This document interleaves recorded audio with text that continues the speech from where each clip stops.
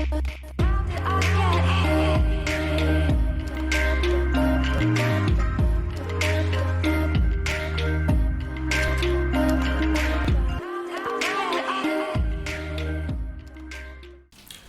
the PS5 will be coming with that Zen 2 8-core processor, which has a base clock of 2.9 gigahertz to 4.2. 4.2 gigahertz will enable the game to the PlayStation to be more powerful, and it is likely to maintain an average of 3 gigahertz of speed. So that's a higher speed, enabling it to play games at a higher frequency. So when you're looking at the GPU side, it will be having a GPU Navi clocked at 1.8 to 2.8 gigahertz. This is a high GPU, considering that AMD has never released any GPU with more than 2 gigahertz or even 2 gigahertz of speed. So that will be making the PlayStation 5 to be faster at least than most of the GPUs that are flooding the market. You buy a computer costing let's say like $200 or like $2,000, and still the PS5 will be more powerful. So when you're looking at the memory side, we also get a beefy memory from PlayStation. It will be an improvement from the previous generation, which we had 8 GB of GDDR5. That was still brand new in the market. GDDR5 was relatively new in 2013, and most computers even didn't have it. So that is the feature that has made like PlayStation to be still playable till today. But as Max Sunny said in his interview, the memory will be GDDR6, which is let's say it is still new in the market, but it's a very fast RAM type of RAM. It will be having 16 gigabytes at 448 GBs per second. Be able to run 448 GBs per second. That's nice for playing higher resolution, although 24 gigabytes will be ideal, because for that it will be using a lot of the memory, and it's always good to have some spare. Nevertheless, since PlayStation needs to keep the price at $399, I believe 16 gigabytes is enough for that price. When you're looking at the storage, this time the best storage will be 1 terabyte of storage and 2 terabyte of storage for the upper model. So that's an increase since PS4 just came with like 500 GB and 1 terabyte for the bigger. Another thing is that we are not going to be having the normal hard drive that we used to have in the PlayStation 4. That thing made PlayStation to be a bit slow when you're loading your games. Even downloading games from the net, it takes too long. But this time, actually, PlayStation is going to be bringing something faster than a solid state drive, which is currently, even if it's currently similar to the PCI 4.4 and NVM, and it will be having 6000 MBs per second, which is unheard of in most computers, even the ones that you buy at $2,000.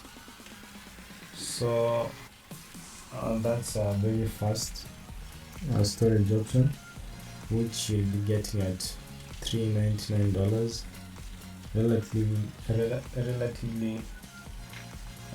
very cheap compared to setting up your own PC. So the GPU is equivalent to RX 5700, which is a powerful GPU from AMD. So in conclusion to the specifications, I think those are they're pretty nice for the price, considering just only a GPU like that will be costing about, let's say, $400 or $500 just to have the GPU, and these specifications haven't been tweaked by PlayStation, haven't yet been released their tweaks, things that they have. So from here we are just going to be expecting more, because in order for PlayStation to keep ahead of the competition, they always have some bit of things that they do so that when they release their product, it's slightly more powerful. Many people were saying that the Xbox will be more powerful than the PS4. It was similar in the other scenario in 2013, where people thought that Xbox would be more powerful, but to the surprise of many, Xbox actually launched $100 more with the Kinect, but it was still less powerful than the PS4. A fact which I think that made the PS4 to sell more, considering the PS3 was failing, while Xbox 360 was pretty much the better in the previous generation. So for those specifications, you will be able to access various features with the UI. You can do things like, you can choose what you want to download. Let's say you want to play a single player game, you can just choose to play a single player instead of downloading single player and multiplayer, or you can just dive right into the multiplayer section without downloading anything. You just get it like that in the multiplayer. Okay, you can also play in the background while the game is downloading some updates. You don't have to wait for it to continue, so that's a very nice addition. I personally don't like waiting for games to finish downloading so that I play them. Another thing is that the PS4 will be coming with ray tracing. I'll show you an example of ray tracing and what it can do to games like the ones that are like Minecraft. It basically changes the whole game. It makes it like a new, you feel as if it's a new game. Another thing is that the UI will be different from PS4, much updated. You'll be getting the notifications from developers whether you're playing. Mike Sunny says that if you're playing single player, you'll be getting a notifications that if you are doing certain thing, this is how you'll earn your reward or something. So the UI will be more interactive, and you'll be getting the live updates from the developers. It isn't only the console that will be changing. The PS4 controller will also be different. The most important fact in the controller is that it will be having haptic feedback, and that means that when you're pressing your game, or you're doing some,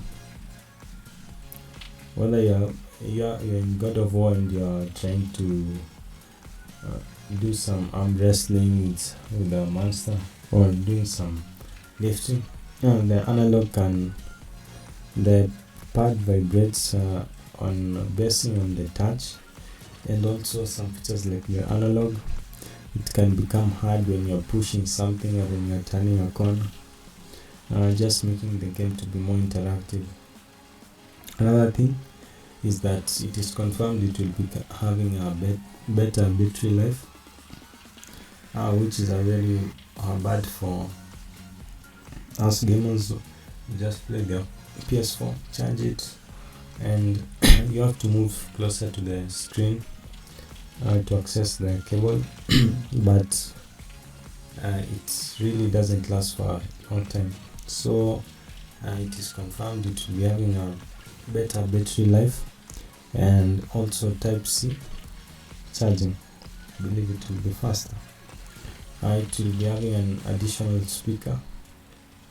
You can listen to your audio from there, and a USB-C, as I've told you.